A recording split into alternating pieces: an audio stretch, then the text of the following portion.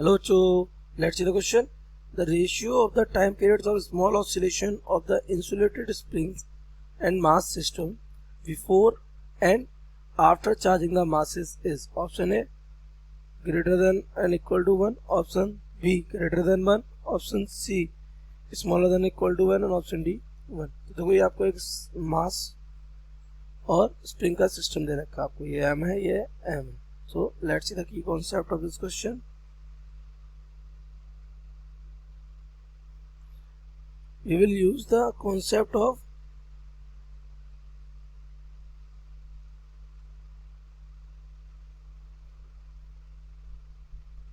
reduced mass. Okay, what is the concept? So when two bodies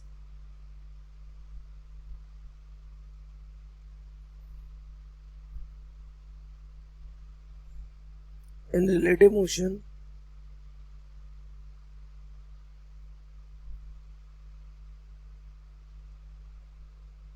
are acted upon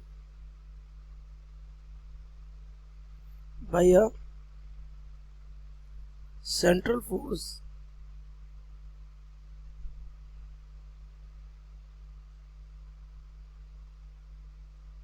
involving Newton's law,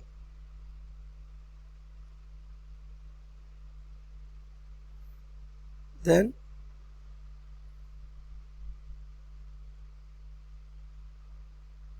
the system can be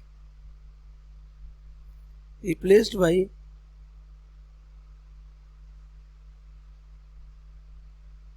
a single mass.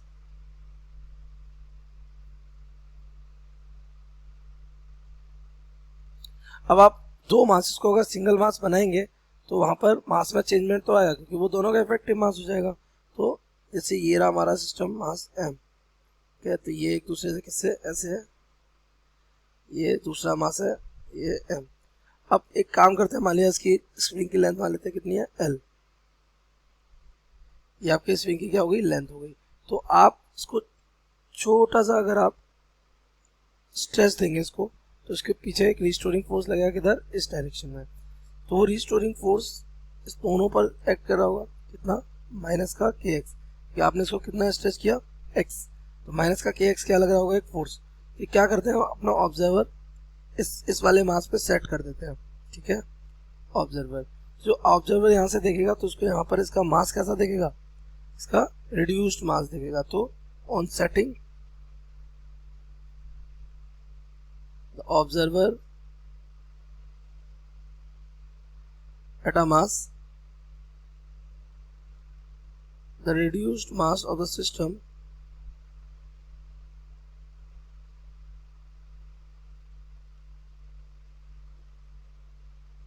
तो ये हमारा हो जाएगा क्या, आपको पता है it is given by mu is equals to m1 m2 divided by m1 plus m2. हमारे इस वाले केस का क्या हो जाएगा, mu is equals to m1 m2 m square यानी अपॉन 2m, एक कैंसिल, यहाँ से this implies that mu is equals to m by 2. अब पता है बेटा इससे फायदा क्या हुआ, अब आप केवल इस मास को देखेंगे, किस मास को, इस वाले मास को, और ये वाला मास आपका ऑसिलेट कर रहा है किसके रिस्पेक्ट में, इसके रिस्पेक्ट में, और ये हमारा आ गया किसमें रेस्ट में. ठीक, तो आप सिर्फ इस पे ध्यान देंगे और इसका मास बस कितना ले लेंगे रिड्यूस्ड. तो सॉल्व कर लेते हैं. सबसे पहले देख लेते हैं विदाउट बिफोर चार्जिंग.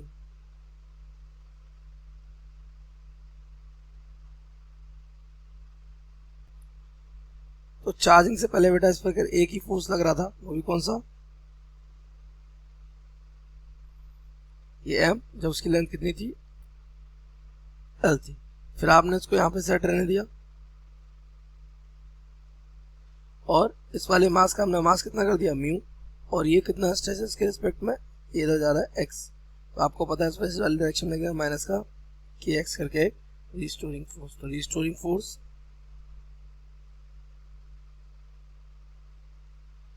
ये आपका हो जाएगा F is equal to minus का के एक्स, और ये माइनस के फोर्स कितना हो जाएगा, this becomes mu into A is equal to minus का के एक्स, क्योंकि ये इसका कौन सा रिड्यूस्ड मास हो जाएगा.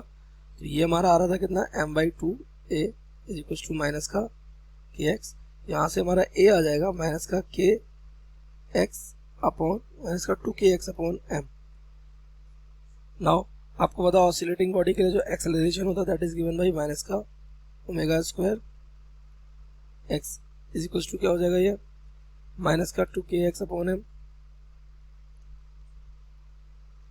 माइनस से माइनस क्या हो जाएगा कैंसिल, x से x हो जाएगा कैंसिल। ओमेगा स्क्वायर हमारा चला जाएगा अंडर रूट के अंदर 2k अपॉन m।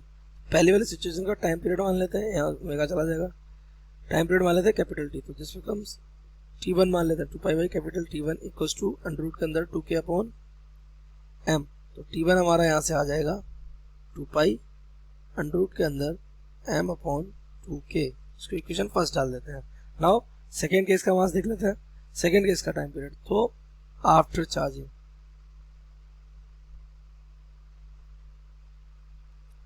तो आपने अब क्या कर दिया, इसको ऑलरेडी चार्ज दे दिया, तो ये हमारा इनिशियल स्टेट में था,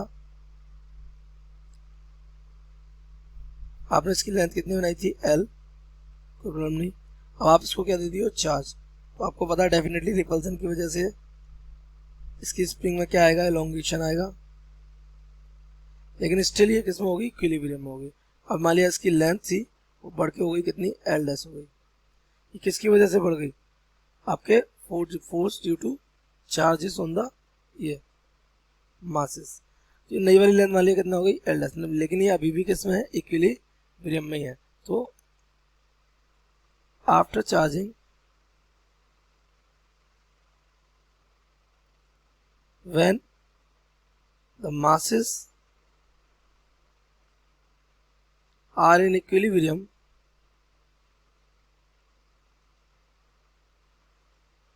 let's give a small displacement।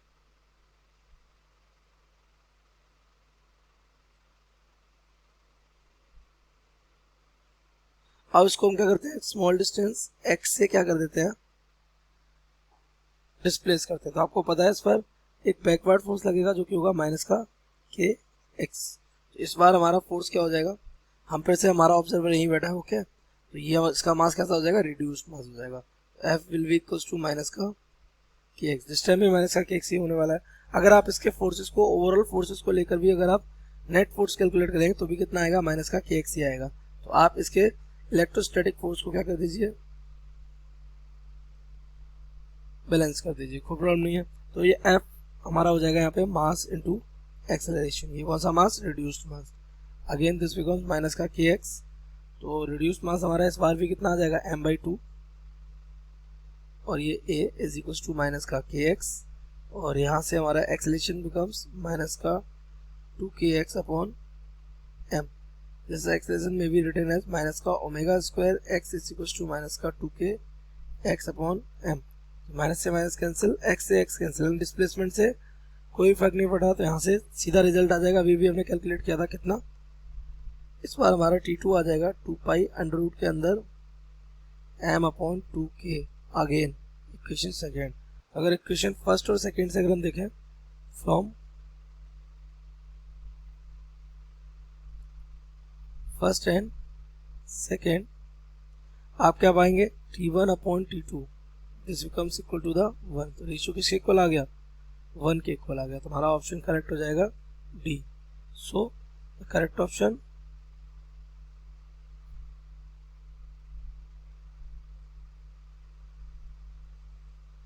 I hope you have understood it well. Best of luck.